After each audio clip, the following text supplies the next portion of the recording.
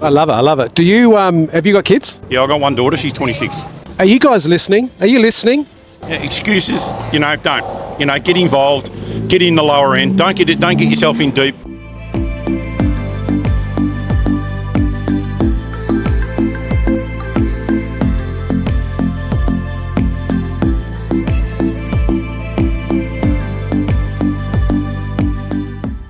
Hey boys, got a question for you. You're building homes for Australians, right? Is that what you're doing here? Yeah. Is the Australian dream still possible for young Australians? Of course it is. Love it, love it. Social media destroys a lot of things and propaganda and stuff like that, but it's the same when we were growing up. We're on $200 a week and a house costs $100,000. Same, isn't it?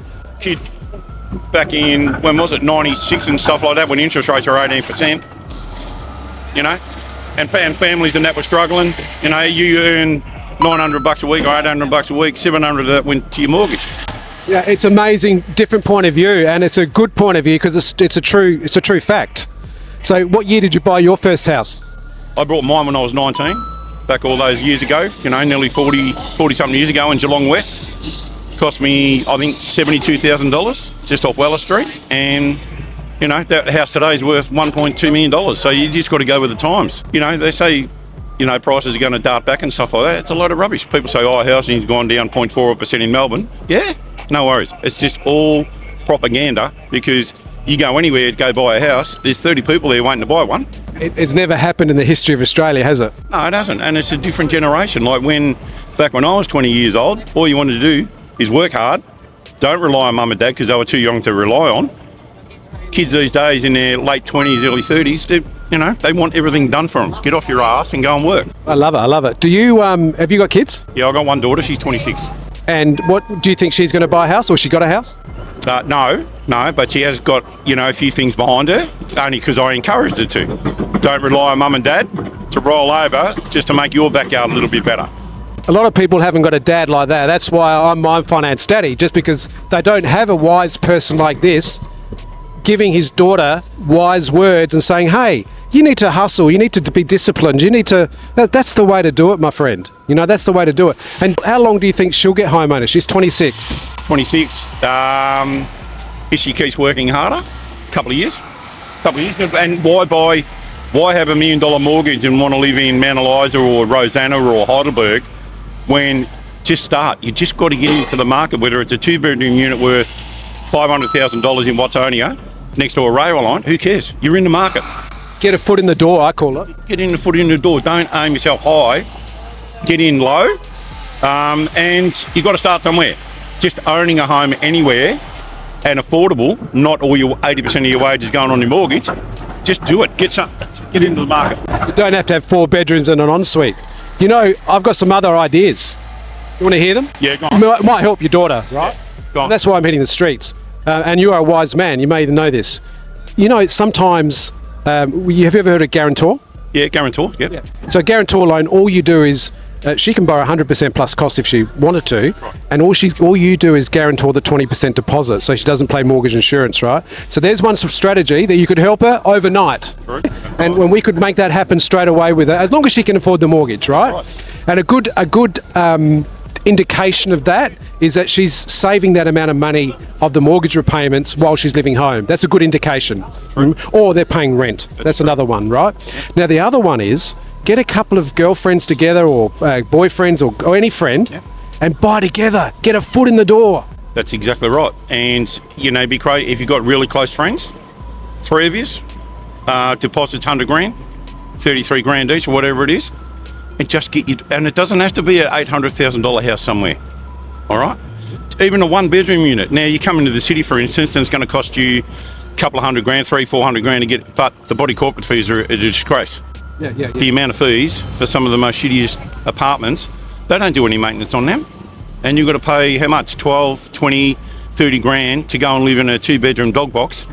And you're paying, property maintenance and stuff like that. It's just crazy. It's Are you guys listening? Are you listening? This is a father, okay? And he's giving some really good advice. So if you haven't got a father giving you advice like this is why we're here. So you need to follow for more finance tips. If you're going to hook up with a partner, that you are not married, even if you are married, there's a law called tenants in common. Yes. The best law in Australia, but they don't push it. So if you go out and get a girl and you've been together 12 months, you go buy a house, right? And then all of a sudden she takes off and she says she's not going to give you a cent. Tenants in common is the best law in Australia, all right? It happened to me back in 99, 2000, and it's still in place today, the house that I got, all right? And she tried to sell it under my nose last year. The bank got hold of it. She can't do it without my signature, and the money gets divided. So tenants in common, look it up. It's one of the best laws in the world, I reckon, when it comes to relationships and buying houses. And because I've done property law, contract law, there's joint tenants. Is exactly what he's saying. I totally agree. Depending on the circumstance, there's joint tenants and there's tenants in common. So joint tenants is when husband and wife can buy a property, and if one of the party dies, the survivorship goes to the other party. But in tenants in common, if someone passes or there's a problem, the surviving half goes to whoever they willed it to. So it doesn't go to the other person. So it doesn't matter if it's if it's your wife or if it's a partner or if tenants in common is how to buy an investment property with one of your friends. That 100%, very wise advice. And a lot of people, a lot of young players would never ever have heard of what joint tenants or tenants in common is until you've heard it today.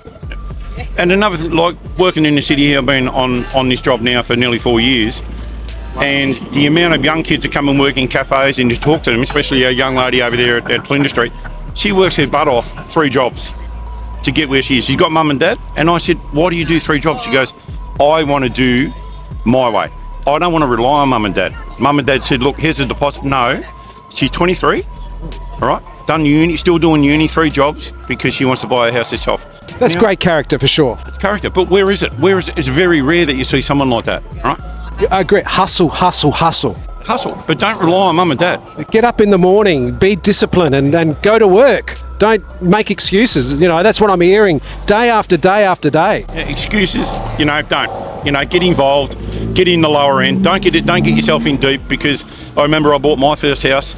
That was fine, but when I bought my second one, it had a mortgage of $95,000 and interest rates were 18%, and it just not only me, it destroyed families. The credit union went bust, and people had to start again. Now, if that didn't happen, market today would have been totally different. You would have been paying a hell of a lot more if that crash didn't happen back in 96 or 97, whenever it was.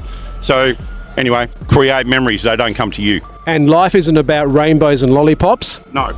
Because even old school people had their unbelievable hurdles they had to jump through. Oh, there's hurdles in life, and you can talk to anyone around here. Everyone's got a hurdle they've got to jump, I suffered kidney failure when I was young, when I was 19. Did it stop me from working and busting my chop? No, it didn't, 18 years ago, I had a kidney transplant. Did that stop me from enjoying and working hard and getting to what I got today? No, it doesn't. Don't use something like that as an excuse. Get off your ass, work hard, get yourself into the market. These young kids, I know there's a lot of young ones that bust their ass, all right? But don't rely on people to back you up, all right? If you're going to prove yourself, you do it yourself, not with mum and dad. Hustle. What's your name? Kevin. Kevin. I'll give you a card, Kevin. Yeah. It's, if I can help your daughter at some point. Don't even. Tough, isn't it? It's tough. And that's why I'm Social hitting the streets, media, man. you know what? Social media is Well, hopefully I'm destroyed. making a difference, You will. But There you social go. media is just Yeah. There's some... get on here, they silk and fucking no. Princess. You see, Princess. on Instagram now, a lot of people are getting into shitty houses, renovating, and it just gives them an incentive to get into the bloody That's a house. great idea. It's all over. Renovate, yeah. As soon as you look for unrenovated homes on Instagram, 4 or 5 guys go and buy a house, 300 grand, That's the way it should happen. spend 200, and the joint's worth 900. That's the way to do it. That's a great You've got idea. to do it the hard way. That's a great idea. Hey, love your work. Pleasure, man. Honey, man. Pleasure. Cheers.